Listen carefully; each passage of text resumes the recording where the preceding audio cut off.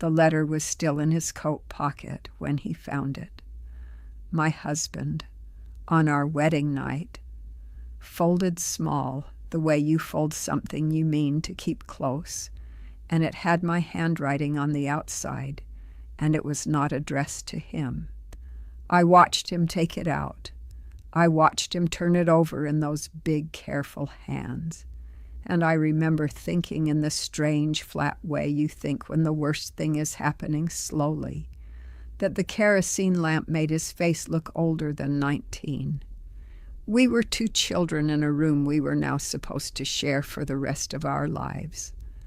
And in his hand was a letter I had written to a boy named Amos, 3 days before I was made to marry someone else. Before I tell you what my husband did when he read it, and he did read it, all of it, standing there in his good Sunday shirt, let me say who I am. My name is Anna. I grew up old order Amish, and for most of my life I did what I was told and said what I was permitted to say.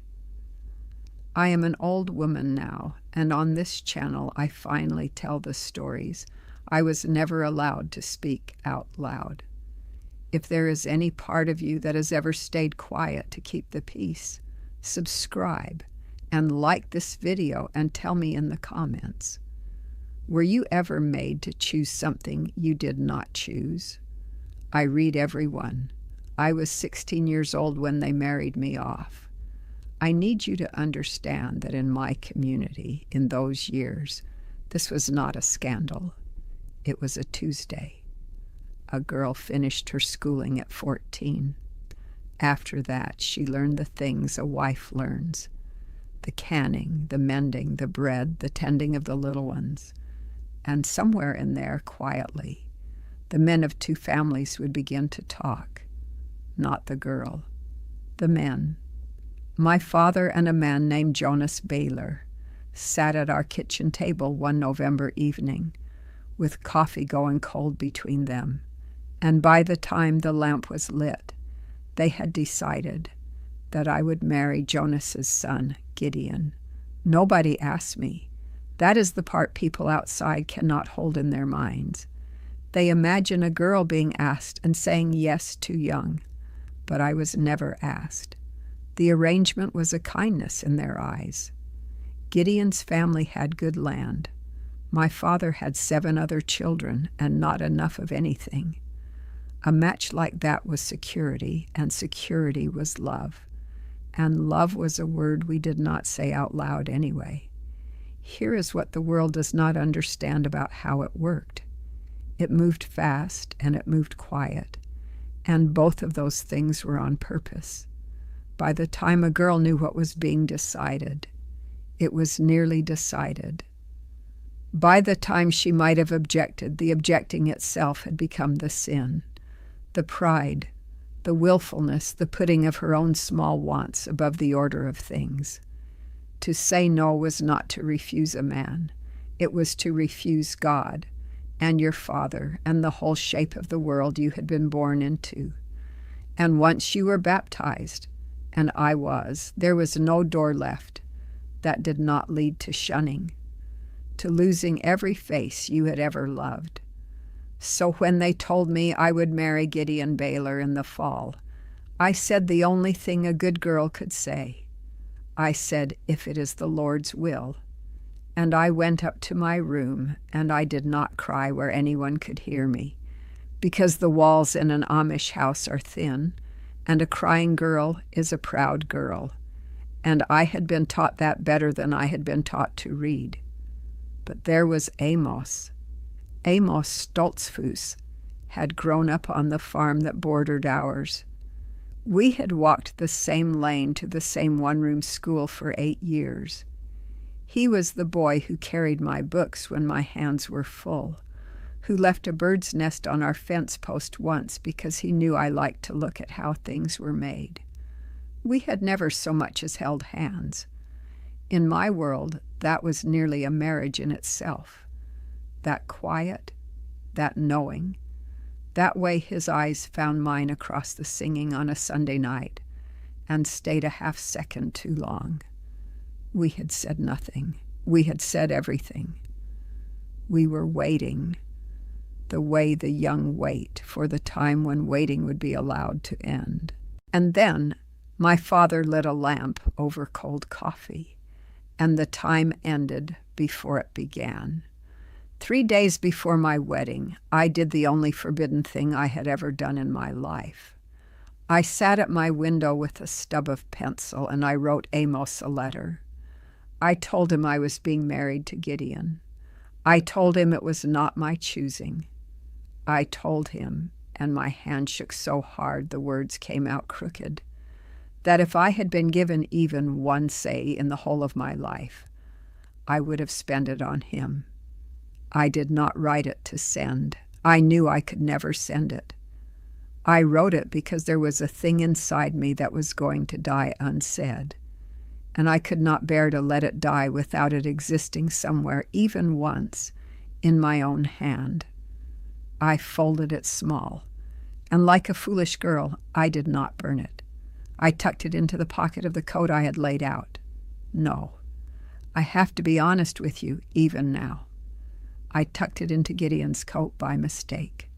The 2 good black coats hung side by side at the wedding, his and my brother's, identical the way our clothes are made to be identical.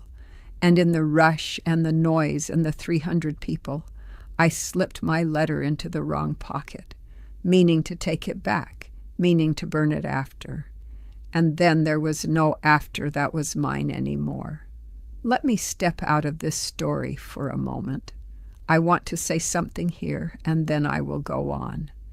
If you have come this far in this video, if you are still sitting here with me, I think I already know something about you.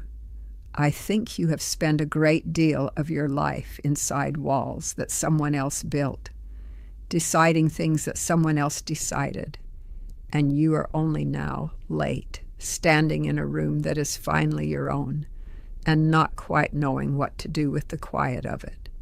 I came to that understanding late myself. I was nearly 70 before I stood in a space that belonged to no one but me. And in the years since I left, I learned something I needed so badly when I was 16, that I have written it all down so that another woman would not have to wait as long as I did. I made a small book, 4 weeks of it, one quiet step at a time, the path I walked back to my own life after most of it had been spent on everyone else's. I called it The Years That Are Still Yours. The link is in the first comment of this video if any of what I am saying is yours too. Now, back to that room, and the letter, and the boy in the Sunday shirt holding it. The wedding was held on a Thursday in late October, the way ours were after the harvest was in. I had been awake since 4 in the morning. 300 people filled my father's house and barn. The bishop preached for hours on submission, on the wife yielding, on the building of a godly home, and I sat on the hard bench in my new blue dress, and I thought, I can bake for a week without sleeping. I can birth and bury and never complain. But I do not know the man I am about to promise my whole life to, and no one in this room thinks that's strange. After the meal, the roast, the gravy thick as paste, the pies, the guests stayed late, and then at last they did not. And Gideon and I went up the stairs to a room that smelled of fresh-cut wood, to a bed his own father had built. We stood there, 2 strangers who were now the most permanent fact of each other's lives. He took off his coat to hang it on the chair, and the letter fell out onto the floor. I will never forget the sound it made. No sound at all. A folded paper landing on a rag rug makes no sound, and yet it was the loudest thing I have ever heard.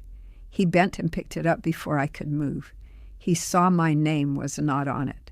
He saw whose name was, and he stood by that little lamp, and he read every word I had written to another man. On the night that was supposed to be his, I could not breathe.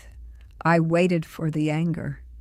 In my world, a man would have been within his rights to wake my father, to bring the shame of it down on my whole family, to begin a marriage in fury that would never afterward end.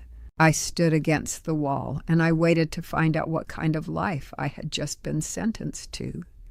Gideon read it twice.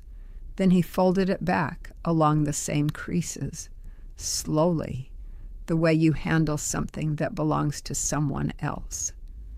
And he looked at me, and his own eyes were wet, and he said the thing that broke the whole world open. He said, "They did not ask me either." I want you to sit with that, because in all my 16 years it had never once occurred to me that the boy had not been asked any more than the girl. I had thought of Gideon as one of them, one of the deciders, one of the men at the table, but he had been a 19-year-old standing where his father put him, marrying a girl he had been handed, with his own letter unwritten and his own Amos unnamed, somewhere in his own silenced heart. He told me that night that there had been someone too, a girl 2 districts over, that his father had said no, the land was wrong, the family was wrong, and that he had folded that away the same way I had folded mine, except he had not even had the courage to write it down. He said he had envied me, standing there, envied that I had at least put my truth somewhere it could be held. We did not become lovers that night. We became something I think is rare, and that I did not have a word for until I was old. We became 2 people who told each other the truth in a world built on what could not be said. We sat on the floor with our backs against that handmade bed until the lamp guttered, and we told each other everything we had never been allowed to tell anyone, the names, the wantings, the lives we had each quietly buried to keep the peace. And when the sky began to gray, Gideon took my letter and he held it to the lamp flame, and we watched it burn together, not to destroy it, he said, but to set it free. Now let me tell you about my friend Rebecca, because I have learned that what happened to me was not a strange thing. It was the ordinary thing, wearing the face of a strange one. Rebecca was married the same season I was, 2 farms down, to a man she had met exactly twice. She did not get a Gideon.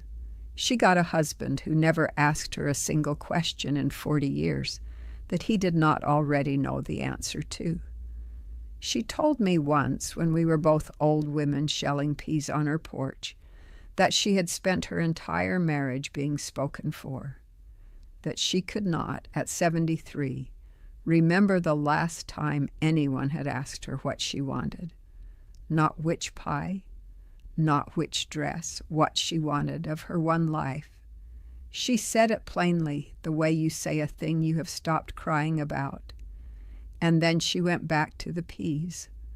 That is the part the world does not see. Not the wedding of a 16-year-old.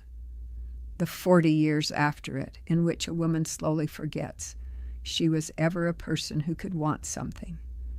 The system did not only arrange our marriages, it arranged us, folded us down small, like a letter, and tucked us into a pocket, and expected us to stay quiet there for the rest of our lives. When I finally left, long after Gideon had passed, the cost came all at once. The shunning. The letters I sent home returned unopened. My own children raised inside it, going silent on the telephone, and in the strange new world outside, sitting across from a counselor who used words I had never been permitted. I learned what had been done to me had a name. She said it gently, the way you hand something fragile across a table. She said, "You were never taught that your own desires were allowed to exist." And I wept, not for the wedding, not for Gideon, who had been kind. I wept for the girl at the window with a stub of pencil who knew she had a heart only because it was breaking, and who had to mail her one true sentence to no one. The Amish world gave me real things. It gave me a faith I have argued with and kept. It gave me hands that can do anything and a people who showed up for every birth and every bearing without being asked. And Gideon, the arrangement that should have been my prison, gave me by some grace I still cannot explain, the one man who told me the truth. But I will not pretend the gift erases the theft. They gave me a good husband. They also gave me a life I was never once asked whether I wanted. Both of those are true, and I have had to learn to hold them in the same two hands. If you are ever spoken for instead of asked, if your one life was arranged at a table you were not invited to sit at, I see you. If you have only now, late, begun to wonder what you might have chosen, had anyone ever let you choose, you are not alone, and you are not too late. I was 16 when I learned to fold myself away. I was nearly 70 before I unfolded. If you stayed with me all the way to the end of this, thank you. The third week of the years that are still yours is the woman in the mirror, the one you stopped being asked to be, learning her own face again. The link is in the first comment, if you would like to begin there too. And that is the whole of it. Until next time, the letter you never sent is still yours to read. Choose your freedoms wisely. They might just save your life.